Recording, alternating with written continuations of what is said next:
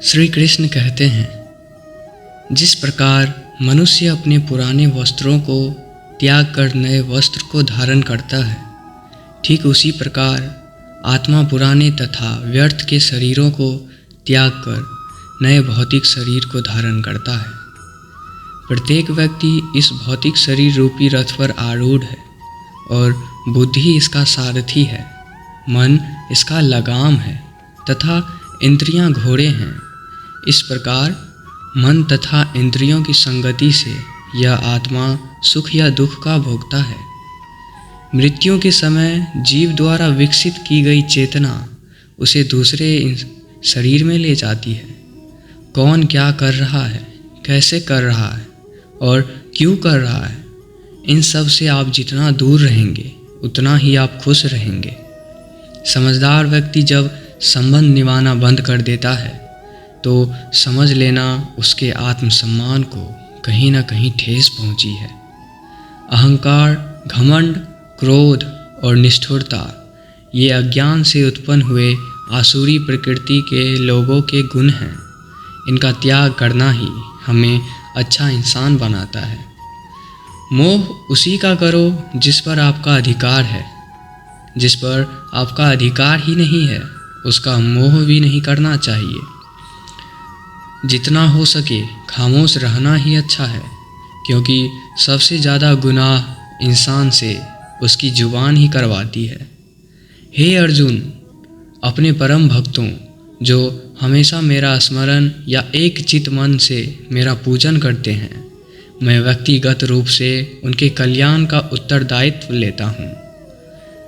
जो लोग भक्ति में श्रद्धा नहीं रखते वे मुझे प्राप्त नहीं कर पाते, अतः वे इस भौतिक जगत में जन्म मृत्यु के मार्ग पर वापस आते रहते हैं। मौन सबसे अच्छा उत्तर है किसी ऐसे व्यक्ति के लिए जो आपके शब्दों को महत्व नहीं देता। बदल जाओ वक्त के साथ या फिर वक्त बदलना सीखो। मजबूरियों को मत कोसो, हर हाल में चलना सीखो। किसी काम की चिंता करना ठीक है, पर चिंता इतना भी नहीं होनी चाहिए कि वह काम ही बिगड़ जाए। अच्छी नीयत से किया गया काम कभी व्यर्थ नहीं होता और उसका फल आपको ज़रूर मिलता है। मैं किसी का भाग्य नहीं बनाता, हर कोई अपना भाग्य खुद बनाता है। आप आज जो भी कर्म कर रहे हो उसका फल आपको कल प्राप्त होगा, और जो आज आपका भाग्य है वो आपके द्वारा पहले किए गए कर्मों का फल है। मनुष्य नहीं उसके कर्म अच्छे या बुरे होते हैं, और जैसे मनुष्य के कर्म होते हैं वैसे ही फल की प्राप्ति होती है। सही कर्म वह नहीं है जिसके परिणाम हमेशा सही हो, अपितु सही कर्म वह है जिसका उद्देश्य कभी गलत ना हो। संसार में कोई भी मनुष्य सर्वगुण संपन्न नहीं होता, इसीलिए कुछ कमियों को नज़रअंदाज करके रिश्ते बनाए रखिए। पूर्णता के साथ किसी और के जीवन की नकल करके जीने की तुलना में अपने आप को पहचान कर अपूर्ण रूप से जीना बेहतर है। जब भविष्य धुंधला पड़ने लग जाता है तब आपको अपने वर्तमान में ध्यान केंद्रित करने की आवश्यकता होती है। कोशिश कर, हल निकलेगा। आज नहीं तो कल अर्जुन के तीर सांसद मरुस्थल से भी जल निकलेगा। जीवन की सबसे बड़ी गलती वही होती है जिस गलती से हम कुछ सीख नहीं पाते हैं।